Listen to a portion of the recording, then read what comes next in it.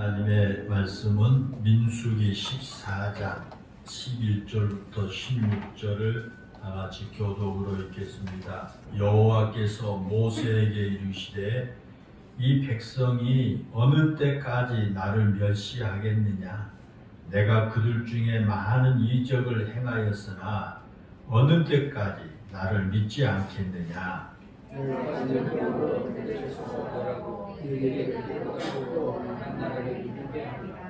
모세가 여호와께 여짜오되 애굽 중에서 주의 능력으로 이 백성을 인도하여 내셨거늘 그리하시면 그들이 듣고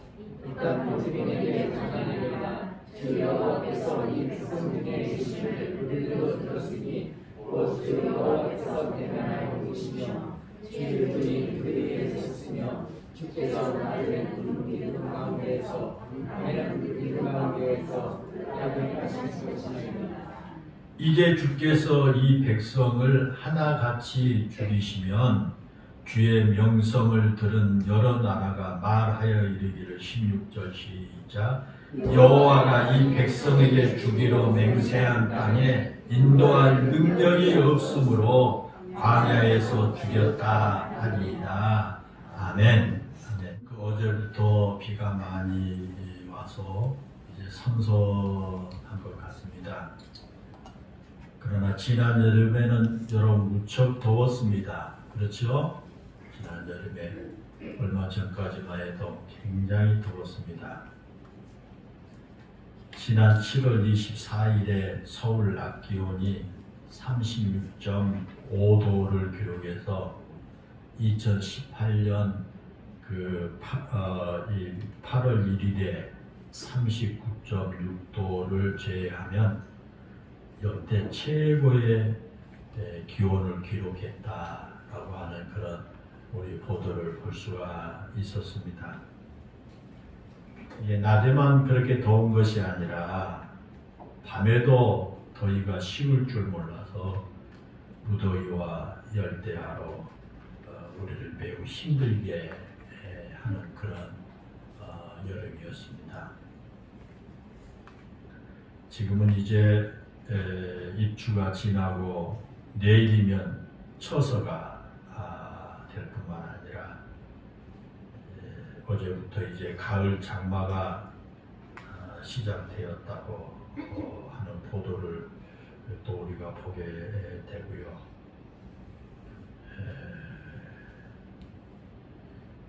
그러다 보니까 이제 더위가 한풀 꺾이고 우리 아침 저녁으로는 선선하지만 금년 여름은 어느 때보다 무더웠던 것으로 우리가 기억을 하게 됩니다. 그런데 문제는 여기서 끝나지 않습니다. 이 기상청 보고에 의하면 2050년이 되면요, 우리나라의 평균 기온이 3.7도가 올라간다고 합니다. 3.7도가 평균 3.7도가 지금보다 더 올라간다는 거죠. 2050년에요.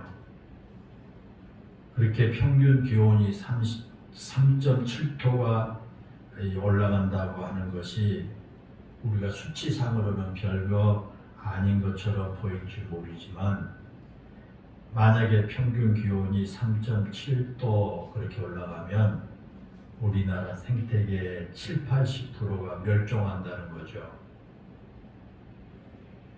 그리고 물 문제가 심각해지고요.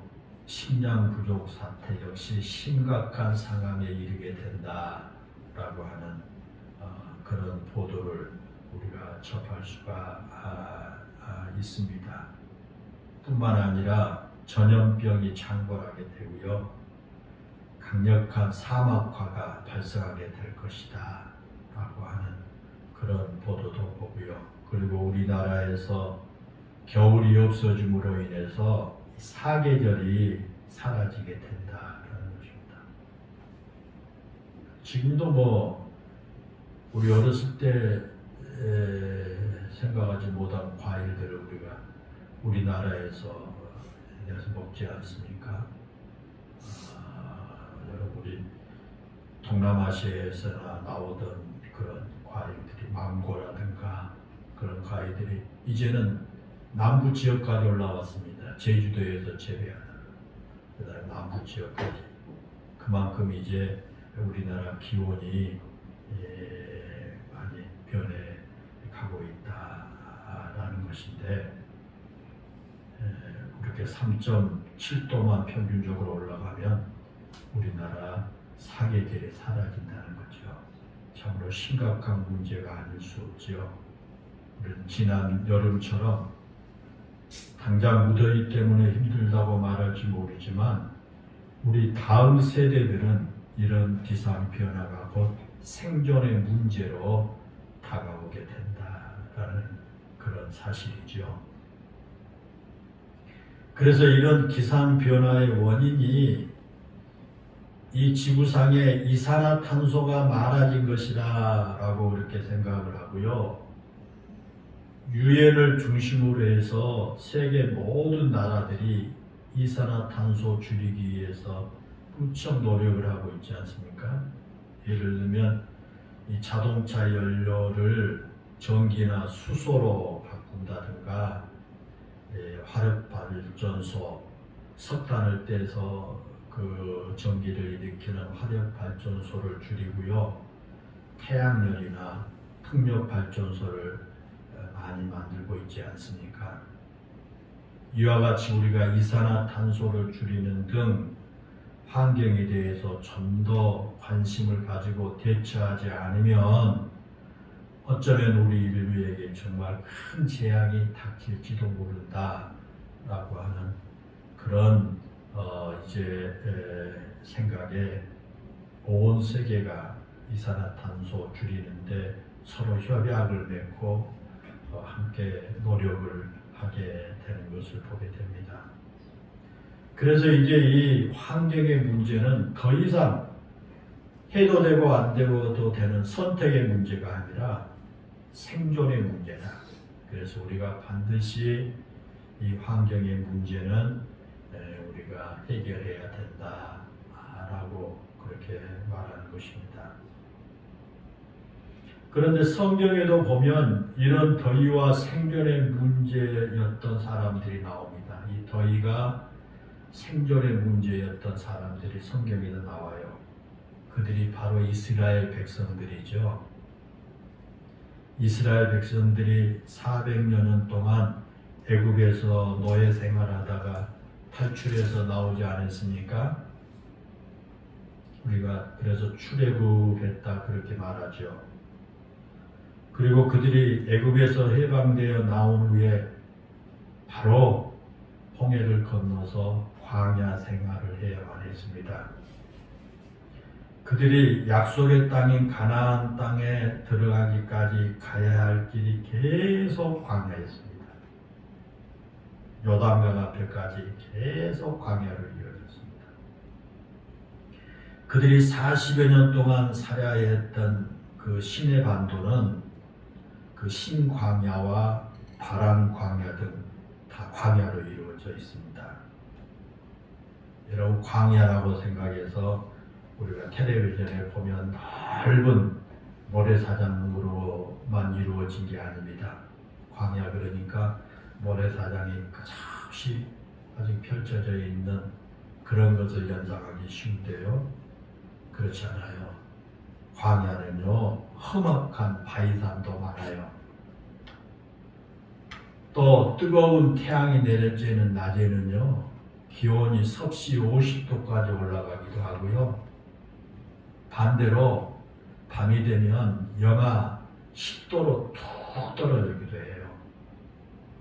기온이 50도까지 올라가는 그런 뜨거운 광야에서 이스라엘 백성들이 거의 40년 가까이 그들이 광야에서 살아야만 한 거죠. 그런데 하나님께서 그러한 이스라엘 백성들을 위해서 낮에는 구름 기둥으로 밤에는 불 기둥으로 그들을 보호해 주셨습니다. 만약에 하나님께서 그렇게 구름 기둥과 불 기둥으로 그들을 보호해 주지 않았다면 이스라엘 백성들은 모두가 낮에는 뜨거운 태양으로 인해서 또 밤에는 추운 그런 추위로 인해서 많은 사람들이 죽게 되었을 것이다. 그렇게 우리가 생각할 수 있지요. 그런데 하나님께서 그와 같이 자신이 택한 이스라엘 백성들을 구름 기둥과 불 기둥으로 인도하셨다라고 하는 것은 하나님께서 자신의 백성들을 얼마나 정확하게 인도하고 계시는지를 우리가 잘 알 수 있는 그런 사건이 되겠습니다. 그 참으로 대단한 사건 아닙니까?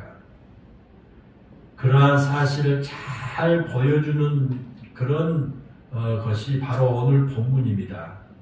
우리가 읽은 오늘 본문의 말씀이 우리 그런 사실을 발견하게 됩니다. 오늘 우리가 읽은 본문은 이스라엘 백성들이 그런 신광야와 신의 광야를 거쳐서 이제 바란 광야에 이르렀을 때 일어난 일들입니다. 애굽에서 탈출해 나온 지 2년째가 되는 해이고 그들이 광야 생활을 한 지 2년째 접어들었을 때 있었던 일이 오늘 본문의 내용입니다. 바란 광야는 가나안 땅 턱밑이라고 할 수 있을 정도로 가나안 땅과 아주 가까운 곳에 있습니다. 가나안 땅이 이렇게 훤히 내다 보여요. 거기 바란 광야 산에 올라가서 보면 요단강을 건너서 가나안 땅이 한눈에 들어옵니다. 아주 가까이 있어요.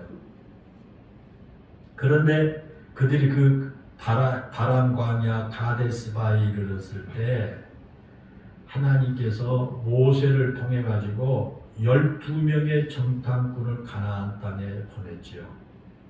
가나안 땅에 들어가기 전에 먼저 정탐꾼 12명을 선발해 가지고 가나안 땅을 정탐하고 오게 해서요. 그들이 들어가야 할 가나안 땅, 하나님께서 그들 조상에게 주기로 약속하신 젖과 꿀이 흐르는 가나안 땅이 어떤 곳인지 그들에게 미리 알아보게 하기 위해서 12명의 정탐꾼을 그들에게 보내게 합니다. 그래서 각 지파에서 한 명씩 뽑아서 모두 12명이 40일 동안 가나안 땅을 다 정탐하고 돌아왔지요. 그런데 똑같은 시간에 똑같은 곳을 돌아보고 돌아온 그런 12명의 정탐꾼들의 보고가 두 가지로 명확하게 나눠졌습니다. 먼저 그 땅이 얼마나 비옥하고 얼마나 좋은 땅인지에 대해서는 12명의 정탐꾼들 의견이 다 같았습니다.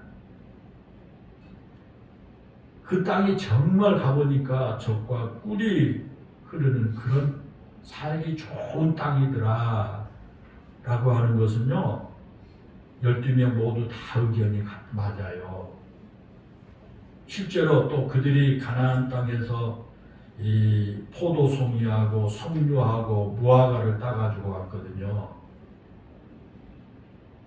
그때 그들이 포도송이가 달린 가지를 가지고 왔는데요.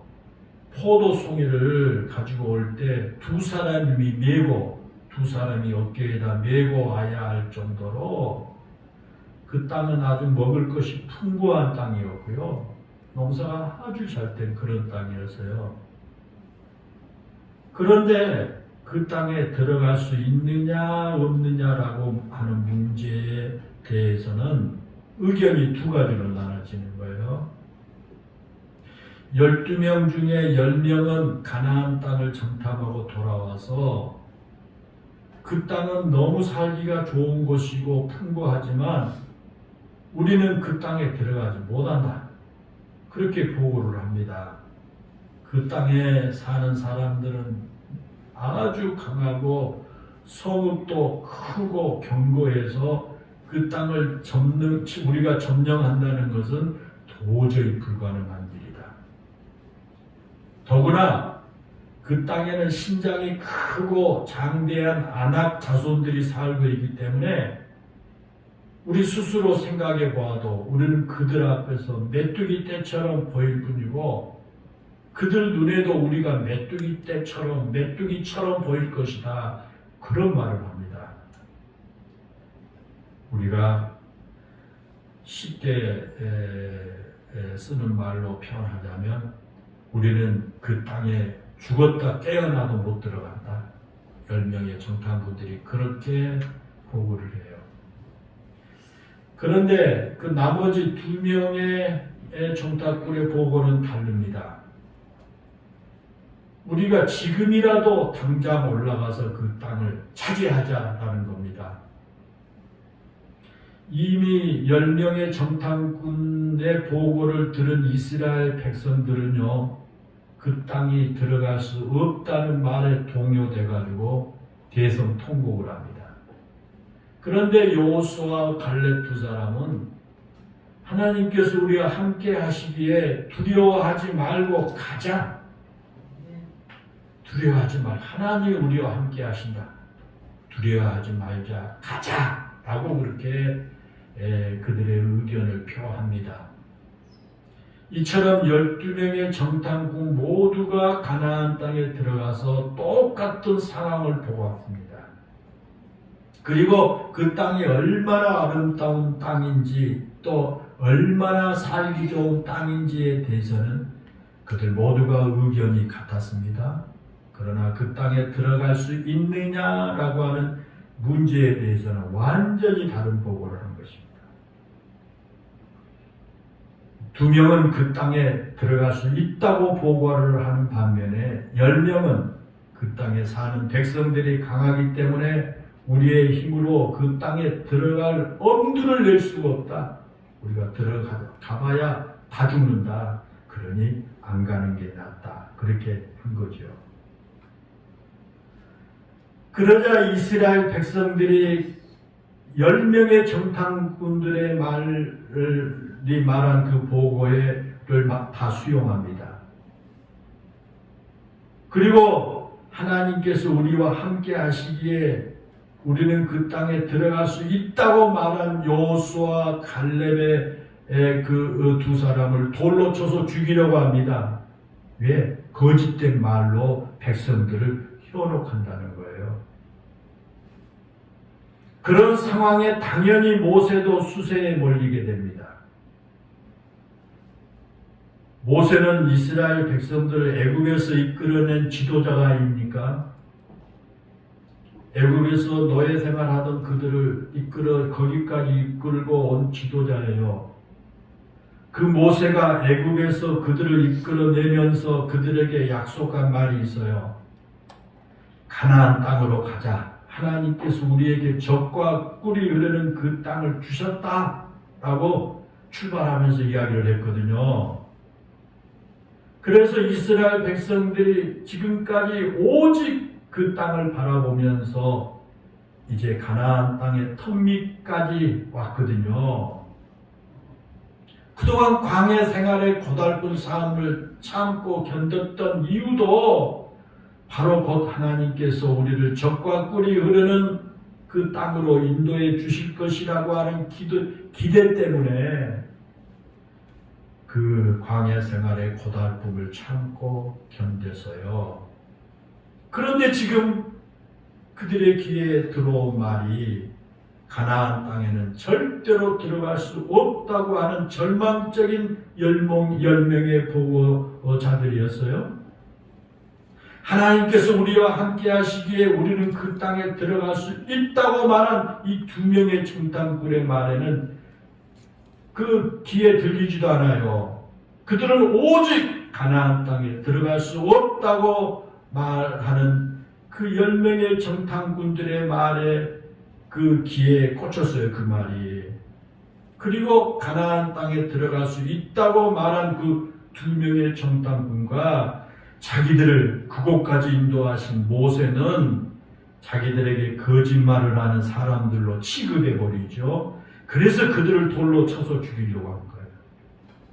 그래서 여호수아, 갈렙 그리고 모세를 그들이 돌로 쳐서 죽이려고 지금 합니다. 그러자 그런 이스라엘 백성들의 모습을 다 지켜보고 계신 하나님께서 매우 실망하신 거예요. 하나님의 약속을 신뢰하지 못한 그들의 모습을 보고 큰 실망을 하신 거예요. 믿음이로 눈으로 보고 믿음의 말을 하는 여호수아 갈렙을 신뢰하지 않고 이 믿음이 없이 부정적인 생각으로 칵 차가지고 그 말 불평을 쏟아놓는 그 10명의 정탐꾼들의 말을만 믿고 여호수아 갈렙과 모세를 죽이려고 하는 그들의 그 모습을 보면서 하나님이 큰 실망을 하신 거예요. 그동안 그들에게 젖과 꿀이 흐르는 땅을 주시겠다고 약속하신 분이 하나님이십니다. 그런데 이스라엘 백성들은 지금 자기들의 힘으로 그 땅을 들어가지 못한다는 것 때문에 깊은 절망에 빠져 있고 모세와 2명의 정탐꾼을 지금 죽이려고 한 겁니다. 이것은 모세와 2명의 정탐꾼에 대한 불신이라기보다 하나님에 대한 불신이죠. 그렇죠? 하나님에 대한 불신이에요. 여호수아, 갈렙, 모세를 불신한 것, 깊숙이 보면 하나님을 불신하는 그 결과가 된 겁니다. 그래서 본문 11절에 그 보면요, 그것을 하나님을 멸시한 것이다 그렇게 말하죠. 본문에도 하나님을 멸시한 것이다 그렇게 되어있어요. 하나님의 약속을 하나님은 약속도 지키시 못하신 분이라고 그들 멸시한 거예요. 하나님께서 자기들을 그 땅으로 인도하지 못한 무능력한 분이라고 지금 멸시한 거예요. 하나님을 능력이 없는 분이라고 치부해버린 거예요. 다시 말하면 하나님을 하나님으로 인정하지 않는 그들이었다라는 것을 오늘 본문을 통해서 알 수가 있습니다. 그러자 하나님께서 매우 아주 불쾌하고 안 좋으셨어요. 그래서 모세에게 그들을 모두 전염병으로 죽이겠다 그렇게 말해요. 저들을 내가 이제 전염병으로 다 죽이겠다. 그렇게 하나님을 신뢰하지 못한 사람들을 그냥 내버려 둘 수 없다는 거예요. 그리고 하나님을 전적으로 신뢰했던 모세를 통해서 지금 이스라엘 백성들보다 훨씬 더 크고 강한 나라를 만들어 주겠다. 그렇게 말씀을 하신 거예요. 저들을 저렇게 하나님은 나를 신뢰하지 못하고 저렇게 불평하고 저런 불신하는 저들, 나를 멸시까지 하는 저들을 전염병으로 다 죽여버리겠다. 그리고 너를 통해서 이 지금 이스라엘 이 백성들보다 더 강한 나라를 만들어 줄 것이다. 그렇게 하나님이 말씀하신 거예요. 그러자 모세가 그 말을 듣고 반대하고 나서요, 하나님께. 하나님, 이 백성을 죽여서는 안 됩니다. 왜냐하면 이 백성을 이곳 광야에서 다 하나님이 죽이신다면 정말 하나님은 능력 없는 분이라고 소문이 날 겁니다. 주변 나라 사람들은요, 하나님께서 지난날 이스라엘 백성들에게 어떻게 행하셨는지를 잘 알고 있습니다. 그런데 만약에 여기서 이 이스라엘 백성들을 전부 죽게 하신다면 주변 나라 사람들이 이스라엘 하나님이 그 백성을 가나안 땅으로 인도할 능력이 없어서 죽게 한 것이다. 그렇게 생각을 할 것입니다. 그러니 이 백성을 멸하시면 안 됩니다. 라고 하면서 간곡하게 하나님께 모세가 호소합니다. 그러고 난 후에 모세가 이스라엘 백성들에게 하나님께서 우리가 애굽에서 이 탈출한 그 후 지난 1년 이상 우리를 어떻게 인도하셨는지에 대해서 간단하게 요약을 해서 이제 그 백성들에게 전해주지요. 그것이 바로 오늘 본문 14절의 말씀이에요. 지난 1년 이상 하나님께서 이스라엘 백성들에게 행하신 일들이 굉장히 많이 있었거든요. 그러한 많은 일들 가운데 모세가 딱 두 가지 언급을 해요. 두 가지. 첫 번째는 하나님께서 이스라엘 백성들에게 대면에 보이셨다라고 하는 것을 언급합니다. 여기서 하나님이 이스라엘 백성들을 대면했다라고 하는 것은 하나님께서 친히 자신의 얼굴을 이스라엘 백성들에게 보여줬다 그런 뜻이 아니에요. 하나님께서 이스라엘 백성들과 얼마나 친밀한 관계를 맺으셨는가 하는 것을 보여주는 거예요. 우리가 서로 얼굴을 바라보고 이야기하는 친밀한 관계 아닙니까? 봐라! 하나님께서 우리와 함께 한 1년 이상을 얼마나 친밀한 관계 속에서 우리를 인도해 주셨느냐. 그걸 상기시킨 거예요. 그리고 두 번째 모세가 말한 내용은 이스라엘 백성들을 하나님께서 낮에는 구름 기둥 가운데서 밤에는 불 기둥 가운데서 그들보다 앞서 행하시면서 그들을 인도해 주셨다라는 것을 상기시켜요. 여기서 구름 기둥과 불 기둥 가운데서 그들을 앞서 행하셨다라고 하는 말씀은 하나님께서 그들 가운데 친히 함께 하셨다라는 거예요. 하나님이 지금까지 우리와 함께 하셨다는 거죠. 너희들 보지 않았느냐? 구름 기둥과 불 기둥으로 이렇게 우리를 왔는데 하나님이 그렇게 함께 하셨다라는 것을 모세가 이스라엘 백성들에게 상기시킵니다. 여러분 그렇습니다. 하나님께서 이스라엘 백성들을 보호하시기에 낮에는 구름 기둥으로 밤에는 불 기둥으로 그를 인도하시면서 지금까지 보호해 주셨습니다. 그런데 오늘 본문에서는 그 구름 기둥과 불 기둥이 단순히 이스라엘 백성들을 인도하신 하나님의 도구였다고만 말하지 않습니다. 그 구름 기둥과 불 기둥은 하나님께서 임재하신 곳이었다라는 겁니다. 단순히 그들을 구름 기둥과 불 기둥으로 이렇게 낮에는 구름 기둥, 밤에는 불 기둥으로 이렇게 하셨는데 그걸 이스라엘 백성들을 인도하기 위한 도구로서 그렇게 단순히 사용했다. 우리가 그렇게 해석하면 안 되고요. 불 기둥과 구름 기둥이 있는 그곳에 하나님이 임재하셨다고 하는 거예요.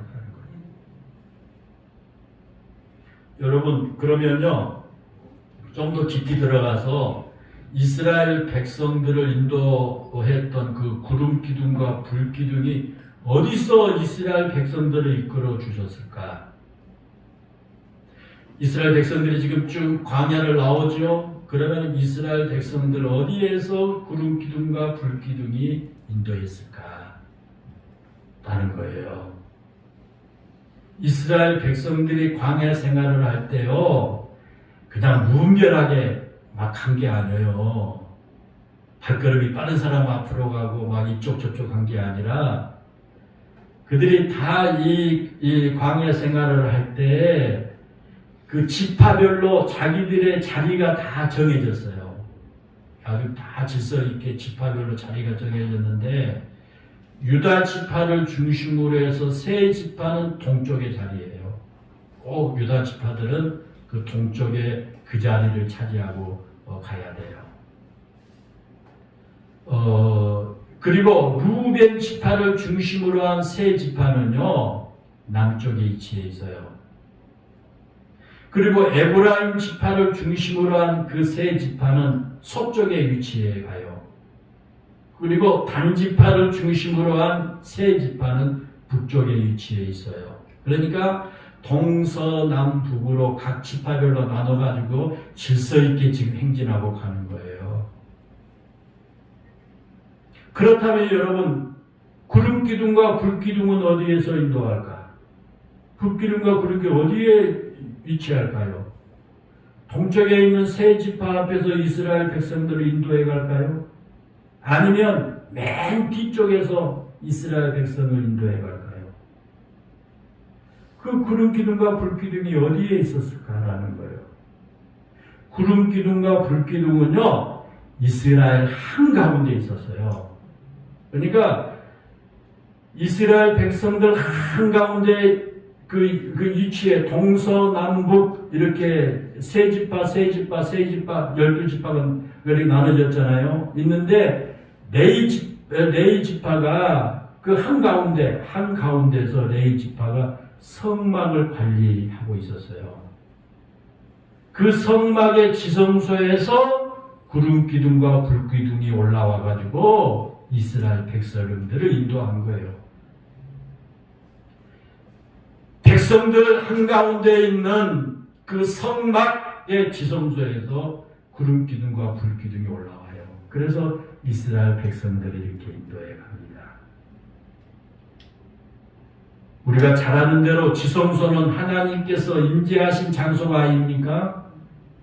그러기에 그 지성소는 불 기둥과 이 구름 기둥이 올라왔다고 하는 것은 이스라엘 백성들 한가운데서 구름 기둥과 불 기둥이 있었다는 것이고, 그것은 곧 하나님께서 이스라엘 백성들 가운데 늘 함께 하셨다라고 하는 그런 뜻입니다. 또한 그 구름 기둥과 불 기둥 가운데서 하나님께서 이스라엘 백성들과 함께 하셨다고 하는 것은 이스라엘 백성들이 힘들 때나 고생할 때 하나님께서 그들과 함께 하셨다 그런 뜻이고, 그렇게 힘들고 고생하는 것들을 모두 다 하나님이 보고 계셨다라고 하는 뜻이기도 합니다. 그와 같이 하나님께서 이스라엘 백성들이 힘들게 광야 생활을 하고 있을 때 저 멀리서 하늘 보좌에서 편하게 하나님께서 앉아 계신 것이 아니라 그 고생하는 이스라엘 백성들 한가운데 오셔서 그들의 고통에 함께 동참하셨고, 그들이 힘들어할 때 그들의 힘든 그 과정에서 하나님이 함께 하셨다라고 하는 교훈입니다. 그런데 이스라엘 백성들은 자기들 힘든 것만 생각할 뿐 하나님께서 자기들과 함께 고통을 당하고 계셨음을 알지 못합니다. 그래도 지금 눈앞에 닥친 문제 때문에 하나님을 원망하고 하나님께서 자기들을 위해 아무것도 해주지 못하실 것처럼 생각하고 지금 있는 거예요. 이것이 바로 우리 인간의 어리석은 모습입니다. 지금 내 눈앞에 일어난 이 작은 일 때문에 더 중요하고 가치 있는 것을 생각하지 못하고 살아가는 것이 바로 우리 인간이다라는 겁니다. 지금 이스라엘 백성들만 그런 게 아니라 오늘날 우리 그리스도인들도 그럴 수가 있다고 하는 거예요. 사랑하는 여러분, 그렇습니다. 우리 하나님은 우리와 늘 함께 하십니다. 우리와 친밀한 관계를 맺으시고요, 우리가 하나님을 발견하지 못할 때도 우리 곁에 찾아오셔서 우리에게 아주 친밀한 언어로 말씀하시고요, 그 능력의 손으로 우리의 삶의 울타리가 되어 주신 줄로 믿습니다. 하나님께서 구름 기둥과 불 기둥 가운데 이스라엘 백성들을 인도하셨죠. 그것을 이스라엘 백성들이 알든 알지 못하든 하나님께서 계속해서 그들을 그렇게 인도하셨습니다. 하나님은 단 한순간의 오차도 없이 이스라엘 백성들을 그렇게 인도하신 겁니다. 여러분, 만약에 그 뜨거운 태양이 내려쬐일 때, 그래서 기온이 막 30도, 40도, 50도로 막 올라가는데 하나님께서 그들에게 구름 기둥을 주시지 않았다면 어떻게 됐겠어요? 또 추운 밤에, 낮에는 영하 10도로 막 떨어지고 하는 그런 밤에 하나님께서 깜빡 잊으시고 그들에게 불 기둥을 주시지 않았다면 어떻게 됐겠습니까? 이스라엘 백성들이 광야에서 했던 그 행동들을 본다면 아마 그들이 가만히 있지 않았을 거예요. 뜨거우면 뜨거워서 죽겠다고 아우성을 치고 야단 법석을 떨 것이고, 밤에 좀 추우면 추워서 얼어 죽겠다고 막 아우성을 쳤을 거 아닙니까? 그런데 여러분, 성경 어디를 보아도 이스라엘 백성들이 날씨가 너무 뜨겁다고 불평을 하거나 밤에 막 추워서 못 살겠다고 아우성 치는 기록이 성경에 전혀 없습니다. 그것은 하나님께서 구름 기둥과 불 기둥 가운데서 이스라엘 백성들을 하루도 빠지지 않고 인도해 주셨기 때문입니다. 그들이 알든 모르든 하나님께서 그렇게 그들을 구름 기둥과 불 기둥으로 하루도 빠지지 않고 한 시간도 빠지지 않고 인도해 주신 겁니다. 만약에 하나님께서 잠깐 실수를 하셔가지고요, 낮에 구름 기둥 대신에 불 기둥을 주셨다면 어떻게 됐겠어요? 그렇지 않아도 뜨거운 사막 한가운데서 그들 모두 엄청난 고통을 당했을 거 아닙니까? 그런데 하나님께서 단 하루도 실수하지 않으시고 이스라엘 백성들에게 정확하게 때에 맞게 구름 기둥과 불 기둥으로 그들을 인도해 주신 겁니다. 여러분, 어떻게 그렇게 실수 한번 하지 않으실 수 있었을까요?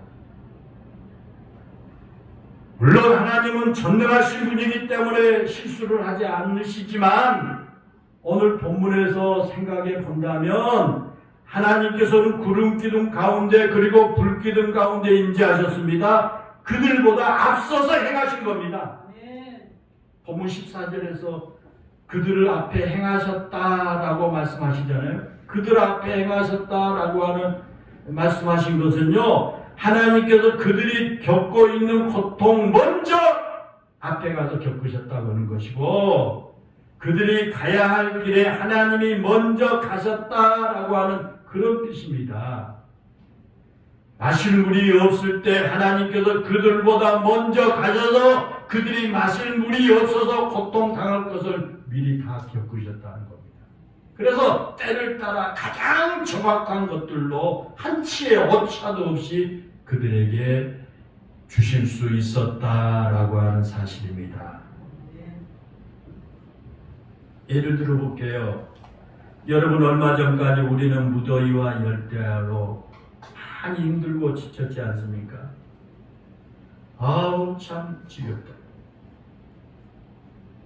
우리가 그렇게 힘들고 지쳐서 있을 때 하나님께서는 저 시원한 호텔방에서 한가하게 휴가를 보내고 계신 게 아닙니다. 우리가 무더위로 힘들어할 때 하나님께서 구름 기둥으로 우리와 함께 하셨습니다. 우리가 알지 못한 방법으로 우리가 깨닫지 못한 일들을 행하시면서 구름 기둥으로 우리와 함께 하신 겁니다. 그리고 우리에게 구름 기둥을 보내주셔서 우리의 삶을 인도하시고 우리의 앞서 행하신 겁니다. 그것이 바로 우리 하나님의 사랑입니다.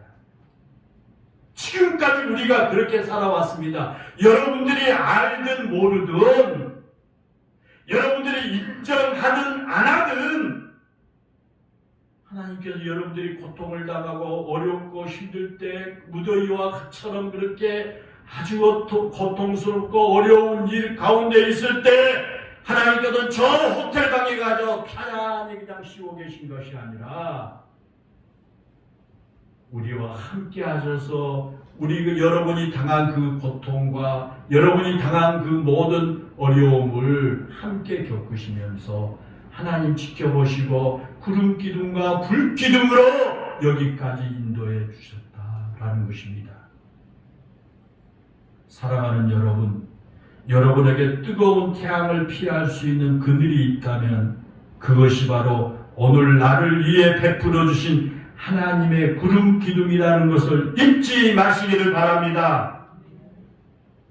또 시원하게 에어컨을 켤 수 있고 그런 시원한 방에서 쉬거나 시원한 사무실에서 일할 수 있다는 것은 하나님께서 오늘도 구름 기둥으로 행하고 계신다는 것을 잊지 마시기를 바랍니다. 그리고 때로는 우리의